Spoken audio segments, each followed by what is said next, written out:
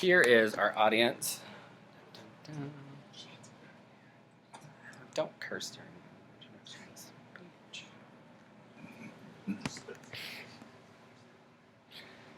All right. The author Russell Gold of The Boom, How Fracking Ignited the American Energy Revolution and Changed the World once said, "Fracking is different.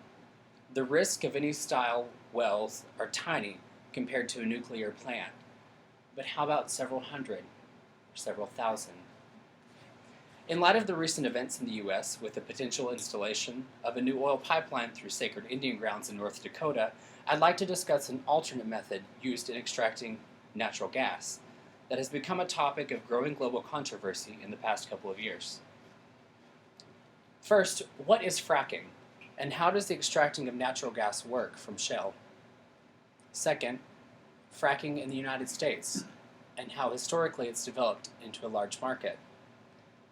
Finally, I'd like to discuss fracking on the global scale, where stances from other countries have become against fracking overall.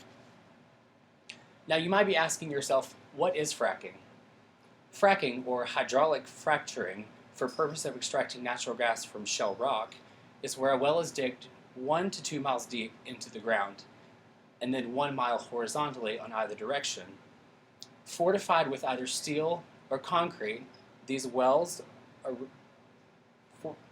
made to reduce groundwater contamination. The wells are then filled with slick water, which is approximately 98% natural water and up to 2% of additives such as salt, alcohol, lubricants, or toxic chemicals, such as ethylene glycol. Slick water causes rock to shatter and release trapped gas pumped back up to the surface along with wastewater. The product and wastewater are then separated and stored into pits, placed into underground wells, or taken to facilities for treatment. Water can be treated from fracking.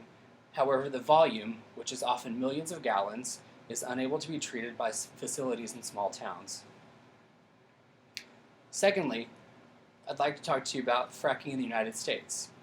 Beginning in the 1940s, but a recent boom over the concerns with energy security from foreign relations, as well as important costs to increase the practice. In 2000, there were approximately 276,000 fracking wells. However, in 2010, that number nearly doubled to 510,000 fracking wells.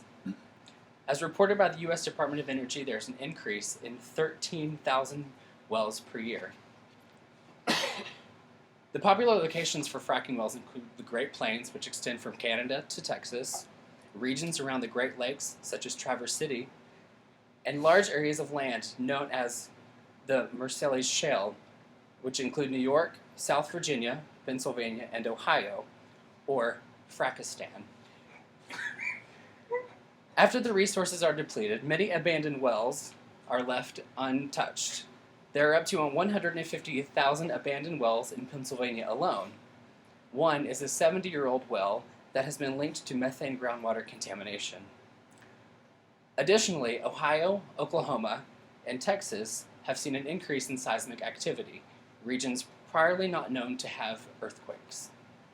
Although the United States has no national regulations due to lack of solid evidence of long-term effects, multiple cities and states have banned fracking. Additionally, many countries around the world have followed suit. In 2011, France was the first country to ban fracking. The president said, with no concrete proof that no damage to the environment was being done or a massacre of landscape. Bulgaria, Germany, and Scotland followed suit in 2015, not ruling out fracking as an essential part for the acquisition of natural gas, but banning it until a more solid knowledge of the long-term effects was formed.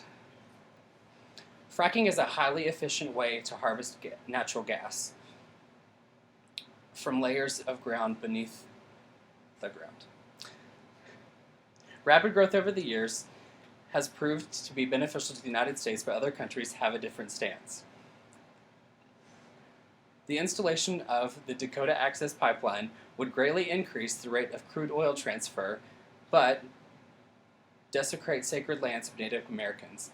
Likewise, the rate of fracking wells from shale would provide half of the natural gas resources for the United States by the year 2035, while also rendering us less reliable on foreign policy, which is often an area of conflict. Although we don't know the ultimate outcome of fracking, we're definitely between a rock and a hard place.